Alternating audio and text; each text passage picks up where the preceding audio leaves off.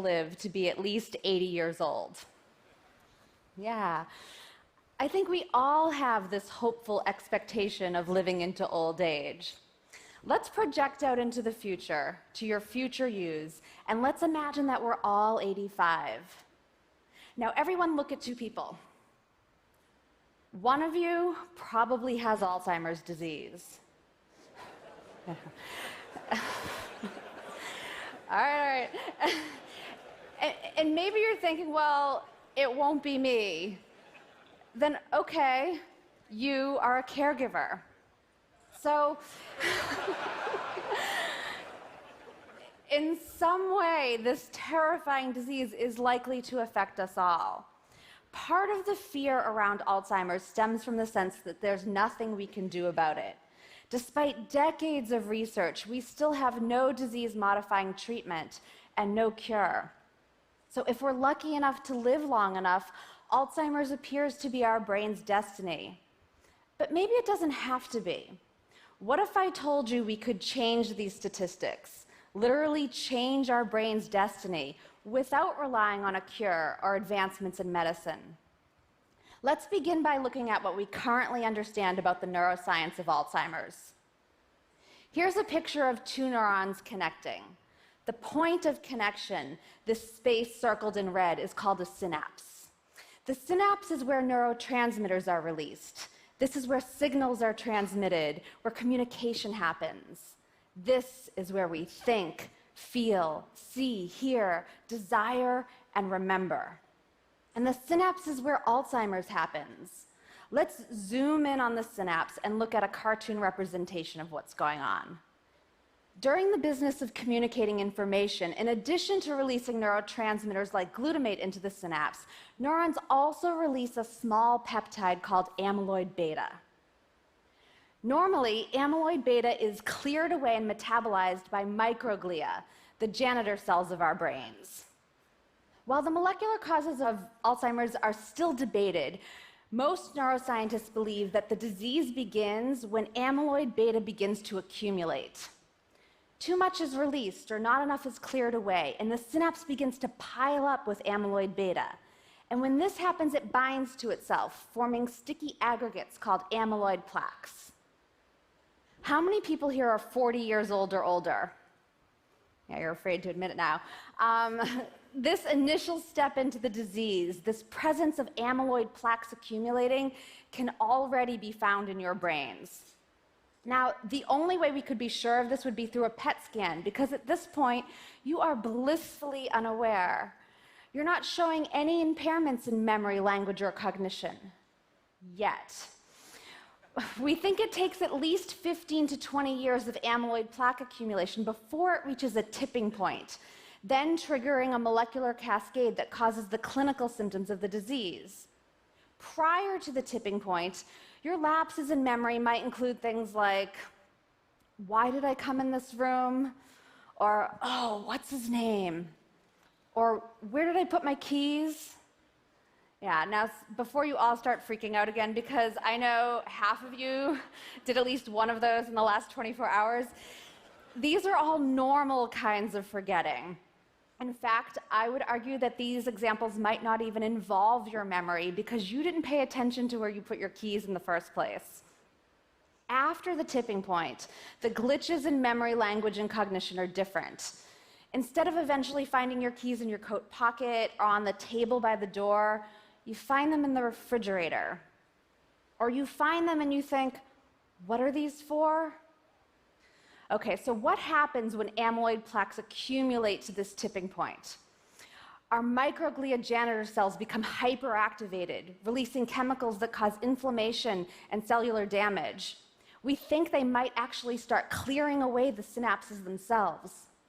A crucial neural transport protein called tau becomes hyperphosphorylated and twists itself into something called tangles, which choke off the neurons from the inside. By mid-stage Alzheimer's, we have massive inflammation in tangles, an all-out war at the synapse, and cell death. So if you were a scientist trying to cure this disease, at what point would you ideally want to intervene? Many scientists are betting big on the simplest solution: keep amyloid plaques from reaching that tipping point.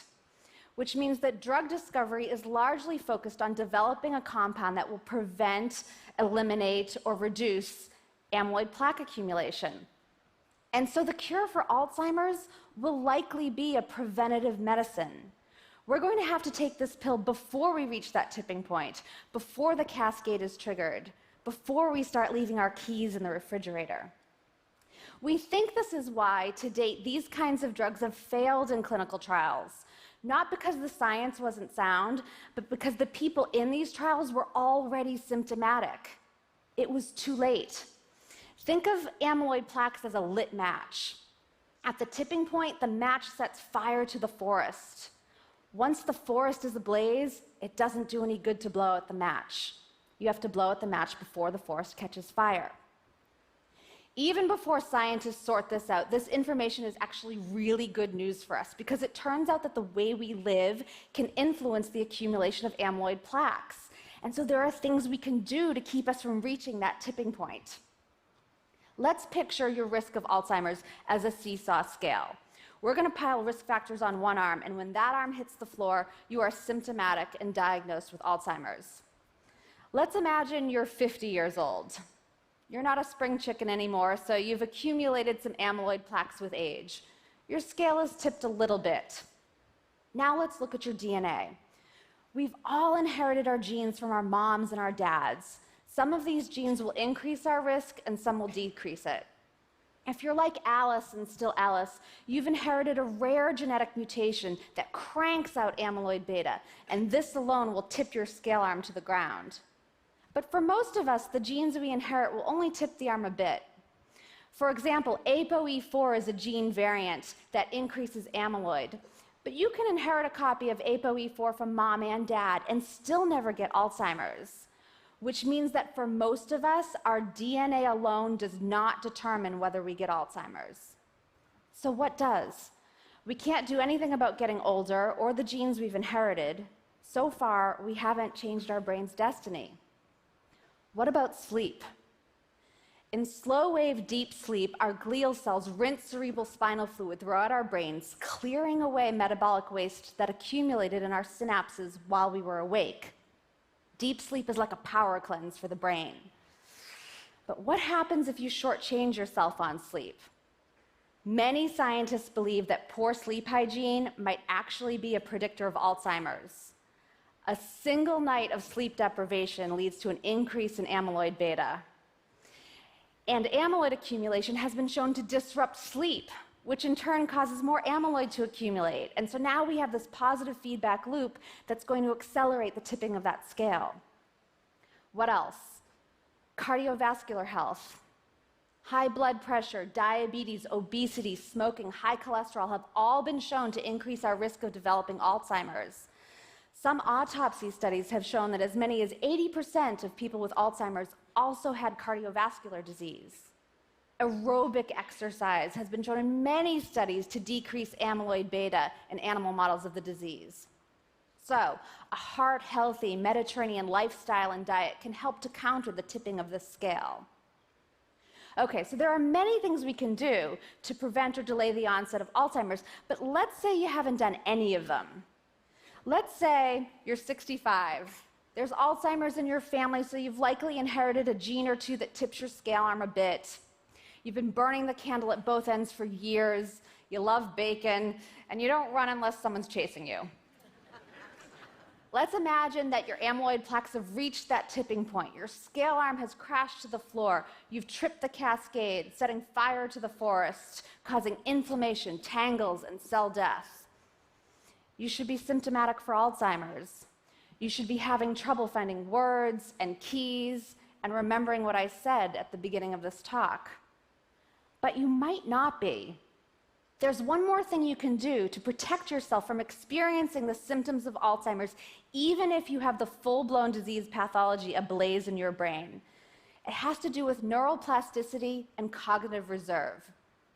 Remember, the experience of having Alzheimer's is ultimately a result of losing synapses. The average brain has over 100 trillion synapses, which is fantastic. We've got a lot to work with. And this isn't a static number. We gain and lose synapses all the time through a process called neuroplasticity. Every time we learn something new, we are creating and strengthening new neural connections, new synapses. In the nun study, 678 nuns, all over the age of 75 when the study began, were followed for more than 2 decades. They were regularly given physical checkups and cognitive tests, and when they died, their brains were all donated for autopsy. In some of these brains, scientists discovered something surprising. Despite the presence of plaques and tangles and brain shrinkage, what appeared to be unquestionable Alzheimer's, the nuns who had belonged to these brains showed no signs of having the disease while they were alive. How can this be? We think it's because these nuns had a high level of cognitive reserve, which is a way of saying that they had more functional synapses. People who have more years of formal education, who have a high degree of literacy, who engage regularly in mentally stimulating activities, all have more cognitive reserve. They have an abundance and a redundancy in neural connections. So even if they have a disease like Alzheimer's compromising some of their synapses, they've got many extra backup connections, and this buffers them from noticing that anything is amiss. Let's imagine a simplified example. Let's say you only know one thing about a subject. Let's say it's about me. You know that Lisa Genova wrote Still Alice, and that's the only thing you know about me. You have that single neural connection, that one synapse. Now imagine you have Alzheimer's. You have plaques and tangles and inflammation and microglia devouring that synapse. Now when someone asks you, hey, who wrote Still Alice? You can't remember because that synapse is either failing or gone. You've forgotten me forever. But what if you had learned more about me? Let's say you learned 4 things about me. Now imagine you have Alzheimer's and 3 of those synapses are damaged or destroyed. You still have a way to detour the wreckage. You can still remember my name. So we can be resilient to the presence of Alzheimer's pathology through the recruitment of yet undamaged pathways. And we create these pathways, this cognitive reserve, by learning new things. Now, ideally, we want these new things to be as rich in meaning as possible, recruiting sight and sound and associations and emotion. So this really doesn't mean doing crossword puzzles. You don't want to simply retrieve information you've already learned, because this is like traveling down old familiar streets, cruising neighborhoods you already know. You want to pave new neural roads. Building an Alzheimer's-resistant brain means learning to speak Italian, meeting new friends, reading a book, or listening to a great TED Talk. And if despite all of this, you are someday diagnosed with Alzheimer's, there are 3 lessons I've learned from my grandmother and the dozens of people I've come to know living with this disease. Diagnosis doesn't mean you're dying tomorrow. Keep living. You won't lose your emotional memory. You'll still